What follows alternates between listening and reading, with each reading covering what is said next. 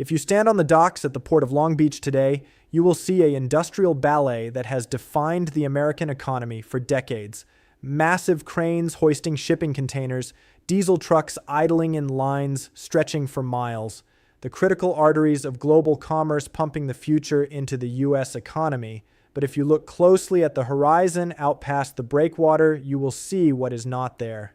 You will see the world's largest cargo ships, vessels carrying the raw materials of the 21st century, changing course. They are not slowing down. They are not waiting for a berth. They are turning north. They are heading north, past California, past Oregon, past Washington. They are sailing directly to Vancouver. At 4:30 p.m. Eastern Time yesterday, just after the market close, Apple CEO Tim Cook released a press statement that was only 3 paragraphs long. It contained no political rhetoric. It contained no anger. It was written with the cold precision of a supply chain algorithm rerouting freight around a collapsed bridge. That bridge is the United States of America, and the algorithm just decided it is no longer safe to cross. Cook announced that Apple is fully restructuring its North American manufacturing and logistics footprint. The $1 billion Mac Pro assembly plant in Austin, Texas is closing. The massive Cupertino hardware validation labs are relocating. The primary port of entry for $80 billion worth of components from TSMC and Foxconn rerouted to Canada. Cook wrote, "To ensure the resilience of our global hardware ecosystem, Apple is establishing its supreme North American logistics and advanced manufacturing hub in Vancouver and Waterloo, Canada. This transition guarantees the tariff-free flow of critical components, access to stable green infrastructure, and a stable trade environment required to build the next generation of spatial computing and mobile hardware. We thank Prime Minister Carney for his swift partnership in securing Apple's supply chain future. Predictable trade environment, tariff-free flow of components, stable infrastructure." 3 phrases, 3 nails in the coffin of the Trump administration's economic nationalist agenda. Everyone in tech knows exactly what this means. It means we cannot build the most complex consumer hardware on Earth in a country where the president uses import taxes as a political weapon. It means we cannot run a global supply chain when the rules of commerce are dictated by midnight social media tantrums. Apple, the company that literally defines the modern American consumer economy, the most valuable hardware company in the history of capitalism, a company that prints $100 billion in pure profit every year. That company just looked at Donald Trump's America First tariff walls and said, "Fine, keep your walls. We'll build the future around them." Mark Carney is methodically disassembling American technological supremacy brick by brick, and he is doing it without firing a single shot. He is doing it with logistics zones, with deep water port expansions, with zero tariff component treaties. He is doing it by offering the adults in the room a quiet place to build, while the American president burns the house down. Donald Trump told you that a universal 60% tariff on foreign components would bring manufacturing back to American shores. He told you that if he made it impossibly expensive to import parts, companies like Apple would be forced to build their factories in Ohio and Pennsylvania and Texas. He was playing checkers with the global economy. Tim Cook is playing 4D supply chain chess.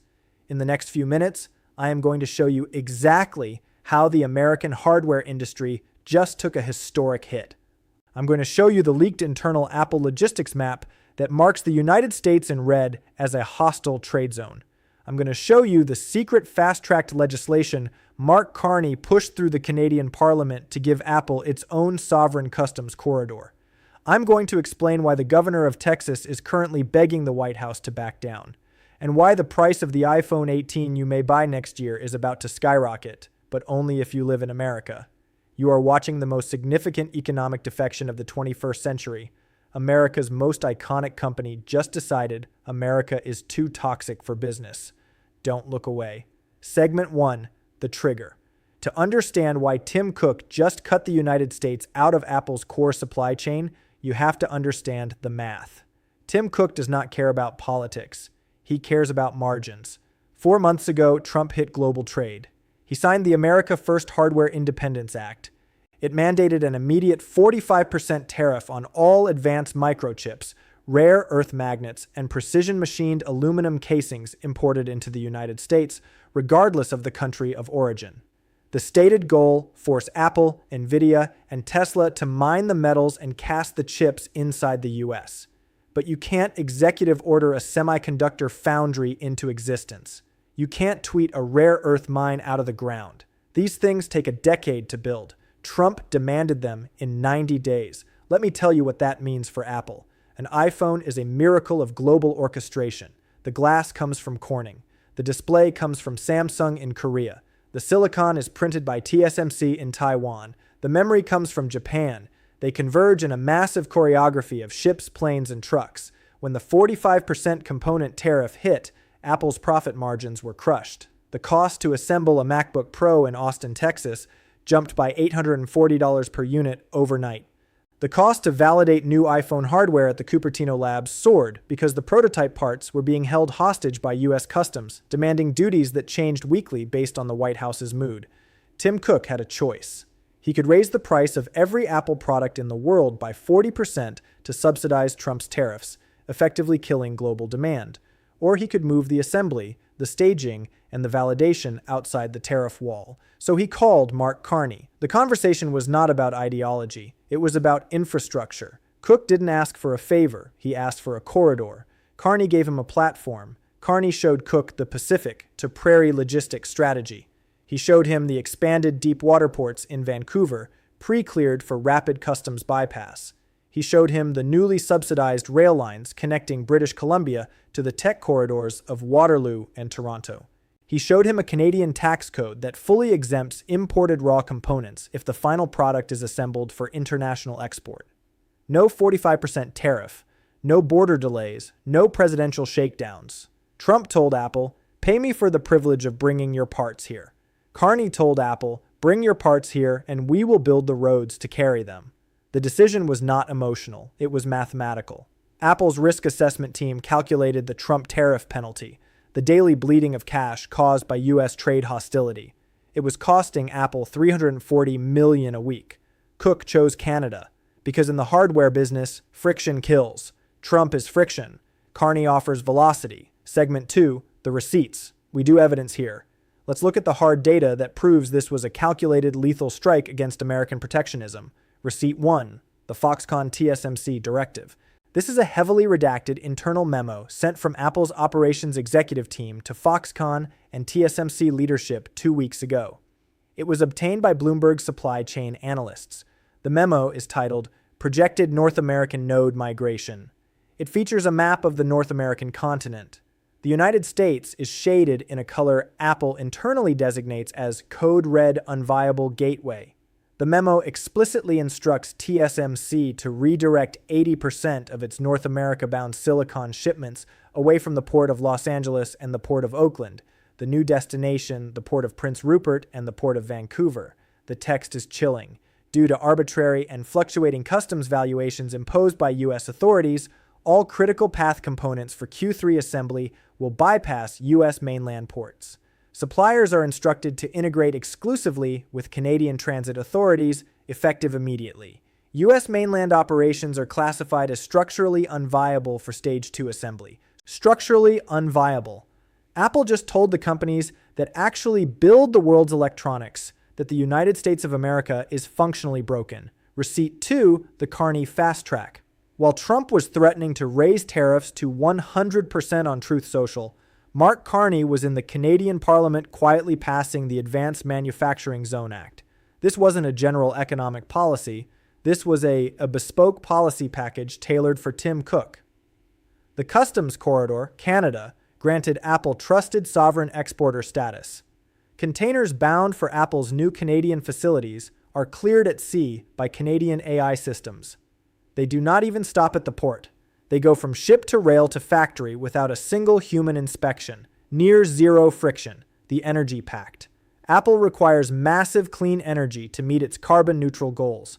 Trump has been dismantling green energy grids to appease fossil fuel donors. Carney offered Apple dedicated, heavily subsidized feeds from Ontario's nuclear grid and British Columbia's hydroelectric dams. 100% clean power, 100% reliable, fixed cost for 20 years. The assembly automation subsidies. Canada offered a $3 billion matching grant for Apple to build hyper-automated robotic assembly lines in Waterloo. Trump wants human hands doing 1950s factory work. Cook wants robotic precision building 2030s hardware. Carney funded the robots. Receipt 3, the market verdict. Markets do not lie. Apple's stock surged 8.1% the moment the bell rang this morning. Apple added $250 billion in market cap in 10 minutes. Why? Because Wall Street realized Apple had successfully escaped the Trump tariff trap. Apple's margins are safe. The supply chain is secure. The risk factor of a chaotic U.S. administration has been largely bypassed. Now look at the collateral damage. U.S.-based logistics companies, the trucking firms, the rail lines, the warehouse reites operating around Long Beach and Austin, they crashed. Union Pacific dropped 5%. Prologis dropped 6.2%. Because when Apple leaves a port, the surrounding ecosystem weakens. Apple isn't just a shipper. Apple is the gravity that keeps the entire logistics network profitable. The Canadian dollar spiked. The TSX surged. Canadian Pacific Kansas City CPKC railway stock jumped 9%. The market sees exactly what is happening. Canada just captured the control room of the global consumer hardware market. Receipt 4, the Texas collapse. Governor Greg Abbott of Texas held a press conference this afternoon. The Mac Pro assembly plant in Austin was supposed to be the crown jewel of Texas manufacturing. Abbott used to boast about it in campaign ads. The plant is shutting down. 3,000 specialized manufacturing jobs gone. The local suppliers that fed the plant bankrupted. Abbott didn't blame Apple. He blamed Washington. He said, "We created the most business-friendly environment in America here in Texas, but we cannot protect our businesses from a federal government that treats international trade like a hostage negotiation." The president's tariffs didn't protect Texas jobs. They exported them to Ontario. When the Republican governor of Texas goes on live television to blame the Republican president for destroying the crown jewel of American manufacturing, you know the narrative has fractured. The damage is too visible to spin. Segment 3, the strategic breakdown. Let me explain why this hurts so much more than a software company leaving. Software is invisible. You can move code across a border with a keystroke, but hardware is physical. Hardware is factories. Hardware is steel and aluminum and trains and ships. Hardware is the visible proof of a nation's industrial capacity. When you lose hardware, you lose the physical world. Trump looks at a supply chain and sees leverage. He sees a choke point where he can extract a toll. He fundamentally believes that because the American consumer market is so large, companies have no choice but to absorb his tariffs. He thinks he holds all the cards because he controls the consumer. But Tim Cook is the man who built the modern Apple. He didn't design the iPhone. Jony Ive did.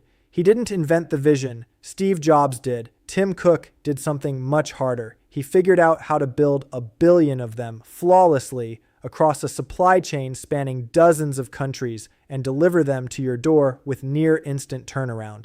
Tim Cook does not tolerate bottlenecks. If you put a wall in front of Tim Cook's supply chain, he doesn't pay the toll. He builds a bypass. Trump tried to tax the supply chain.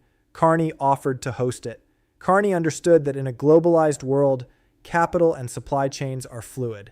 If you squeeze them, they do not compress. They slip through your fingers and flow to the path of least resistance. Carney made Canada the path of least resistance. He didn't scream at rallies. He didn't threaten tariffs on American goods. He just sat in Ottawa with a spreadsheet watching Trump enact policies that mathematically guaranteed Apple's exit. And when the math crossed the threshold from annoying to unviable, Carney was waiting with an open door and a signed contract. Data beats drama. Competence beats chaos every single time. Segment 4, the consequences for you. Let me bring this to your wallet, your next iPhone. If you live in the United States, you're about to pay the tariff premium. Apple's new supply chain routes components through Canada, assembles them globally, and then imports the finished product into the US. Because of Trump's tariffs, the retail price of an iPhone 18 in the United States could be 20% to 30% higher than the rest of the world. You aren't punishing China. You are paying a consumption tax for your president's ego. Meanwhile, a consumer in Toronto, London, or Tokyo will pay the normal price. Your tech dominance. The The United States has always controlled the hardware standards of the world. The innovation happened in Cupertino. The prototyping happened in California. Now the advanced robotics assembly labs are moving to Waterloo. The engineers who design how the hardware physically comes together will be hired in Canada. The intellectual property of advanced manufacturing is migrating north. Your logistics jobs, it's not just the tech workers. It's the port workers in California, the warehouse managers in Nevada, the rail operators in Texas. Apple's supply chain employs hundreds of thousands of blue-collar Americans. When those shipping containers bypass Los Angeles for Vancouver, the downstream jobs vanish. The truck doesn't drive, the warehouse doesn't load, the worker doesn't get paid. Donald Trump promised to save blue-collar manufacturing. His policies just redirected the greatest logistical pipeline on Earth straight into the arms of the Canadian working class. Segment 5, the Domino Forecast. Apple is the keystone species of global tech. When the keystone moves, the ecosystem moves with it. Scenario A, the Tesla defection. First, Elon Musk has been a Trump ally, but Musk is ultimately driven by production targets. Tesla's gigafactories in Texas and Nevada rely on the exact same raw materials Apple uses. Trump's tariffs are strangling Tesla's battery production costs. How long until Musk looks at Apple's Canadian zero-tariff corridor, looks at Canada's lithium reserves, and realizes his next gigafactory belongs in Ontario, not Ohio? Once Apple normalizes the Canadian bypass, every hardware CEO on Earth will be forced by their shareholders to follow suit. Scenario B, the port collapse. As TSMC, Samsung, and Foxconn redirect their ships to Vancouver and Prince Rupert to serve the new Canadian tech hubs, U.S. West Coast ports face a catastrophic drop in high-value cargo volume. Long Beach and Los Angeles rely on the massive revenue generated by tech imports. Without Apple, port revenues plummet. Infrastructure investments stall. The U.S. logistics backbone decays while Canadian ports undergo a renaissance funded by Silicon Valley dollars. Scenario C, the Carney-Commonwealth trade bloc. Carney leverages the Apple deal to establish Canada as the undisputed gateway to North America. He signs bilateral agreements with the UK, the EU, and Japan, establishing the Commonwealth Tech Assembly Standard. Canada becomes the global safe haven for advanced manufacturing, immune to American political volatility. The US is isolated, forced to either abandon its protectionist tariffs or watch the entirety of the 21st century hardware industry build a moat around the American border. Trump thought he was building a wall to keep the world out. He actually built a wall that kept American companies locked in, and Apple just tunneled under it. Segment 6, the verdict. Let me give you the image that will define this era. This morning, drone footage showed the massive Apple campus in Austin. The parking lots, usually full of thousands of cars belonging to engineers, operations managers, and assembly technicians, were at roughly 15% capacity. There were no massive shipping trucks waiting at the loading docks. The conveyor belts that usually run 24/7 were silent. And tacked to the chain link fence at the primary logistics entrance was a laminated sign from a local freight company. It read, "All deliveries for Project Titan and Mac Assembly have been permanently redirected to Waterloo on. Do not leave shipments at this gate. Permanently redirected." The physical assembly of American genius is no longer happening in America. And 2,000 miles to the north in the port of Vancouver, the automated cranes are working overtime. They are lifting containers stamped with the TSMC logo off the decks of cargo ships, dropping them onto rail cars bound for Ontario, feeding a supply chain that never stops, never sleeps, and no longer answers to Washington, D.C. Tim Cook isn't a trader. Tim Cook is a fiduciary. His job is to protect Apple's future. Donald Trump made the United States a threat to that future. Mark Carney made Canada its sanctuary. We are watching the hollowing out of American industrial capacity, not by foreign enemies, but by domestic policy. A tariff-driven, self-inflicted wound. The man who promised to make America a manufacturing superpower again just handed the crown jewel of American manufacturing to the country next door. And the Canadians didn't even have to ask nicely. They just had to wait for the United States to defeat itself. I want to hear from you. Is Tim Cook a traitor for abandoning American ports? Or is he simply doing the math that Donald Trump refuses to do?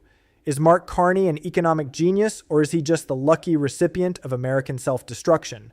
And what happens to the US economy when the companies that built it decide they no longer need it? Drop it in the comments. I read every single one. Every single one. This channel is documenting the greatest wealth and infrastructure transfer in modern history. The mainstream media is going to spend tomorrow arguing about the politics of this. They are going to miss the math. The ships are turning. The ports are empty. The factories are migrating. Subscribe. Hit the bell. Send this to everyone you know who works in logistics, who owns Apple stock, or who still believes tariffs punish the other guy. Because tomorrow morning, Trump is going to wake up, look at the stock market, see Apple soaring and American rail lines crashing, and he is going to rage. He will threaten Cook, he will threaten Canada, and every time he hits send, another CEO will quietly open a map of Toronto and draw a circle. The hardware war is over, the spreadsheets won, don't blink.